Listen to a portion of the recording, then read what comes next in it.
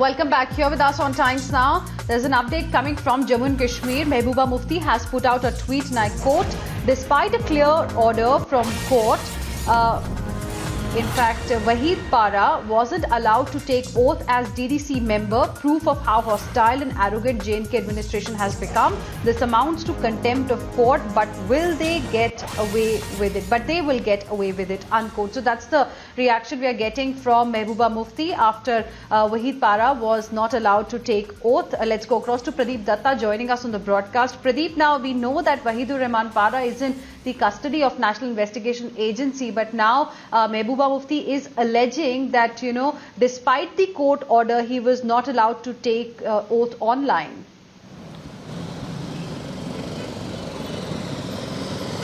See, Mehbooba Mufti has to understand one thing, because no one is above law. There are very serious, in fact, charges against Wahid Para, because NIA is investigating his role and how he had been hand in glove with some of those Hizbul Mujahideen terrorists, and they were part of that DSP Davinder Singh, who was seen how he had been taking those Hizbul Mujahideen terrorists to Jammu so that he can provide them safer hideout. So he was in touch with some of those Hizbul Mujahideen terrorists, and everybody knows the Hizbul Mujahideen terrorists had been waging war against the country. They are responsible for death and destruction of several Kashmiris. So how come Mehbooba Mufti tried to shield this person? Instead, she should have said that if he's wrong, let their investigation agency find out whether he is right or wrong. Let them do their job, rather than saying that he should have been allowed to take oath. How come investigation agencies let him off when already there are cases? There is a case against him. They are in fact investigating. He is being questioned. They have already got evidence against Wahid Para. So in such a situation, I don't think that Mehbooba Mufti is right when she keeps on tweeting about this thing.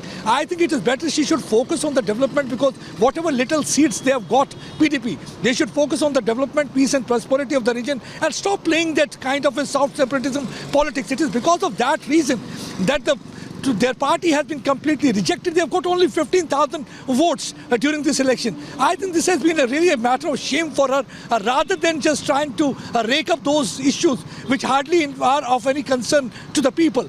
It is in fact a matter of concern that a former chief minister is trying to shield a person who has got really serious charges against him. Because NIA picked him up because there were already evidence.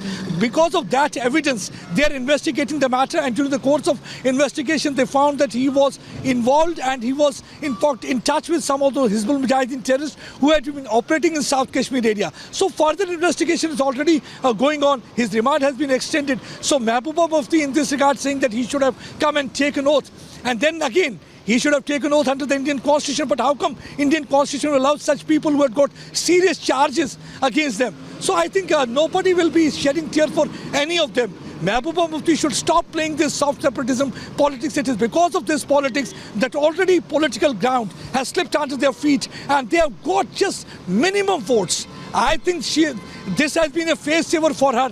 15,000 votes is nothing. If you look at independents, got more votes here. They got 48 seats in this election. I think this should have been an eye-opener for her, what she lost because of this kind of politics. Had she been serving the people while she was the Chief Minister of State, I think that would have helped her build her political capital.